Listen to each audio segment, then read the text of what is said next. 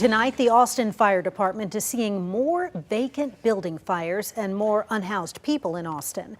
So it's now tracking data about calls where the homeless population is involved.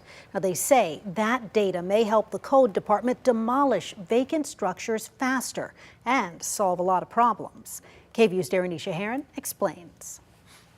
Vacant buildings are all around the city. For whatever reason, there's more vacant structures in the city now that we're seeing, whether that's an economic downturn or redevelopment. Thayer Smith with the Austin Fire Department says they've ramped up efforts to keep people out of those empty buildings. We're certainly seeing an increase in fires in vacant structures. He says over the last 12 months, AFD has had to put out at least 57 fires at vacant buildings, like this one on Polaris Avenue last month. There's certainly been a few of them that have been accidental from electrical causes and that sort of thing. But for the majority of those, what we're seeing is they're being used by the homeless. Smith says this vacant structure in the middle of downtown on Guadalupe is just one of the many locations they worry about. Even though you can't tell from the outside, he says AFD has responded to multiple fires here.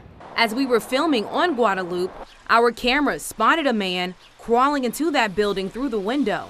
First and foremost, we're trying to get these individuals the assistance they need, move them into appropriate housing. So the Homeless Strategy Office and their outreach teams, they handle that aspect of it. AFD is now keeping track of any calls involving the unhoused.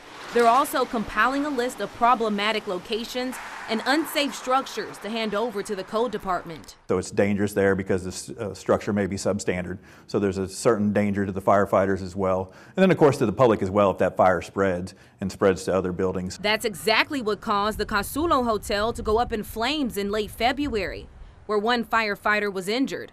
Although Smith says in most cases, no one is hurt. Fingers crossed because this could eventually certainly turn very tragic one of these times. In Austin, Darynisha Heron, KVUE News.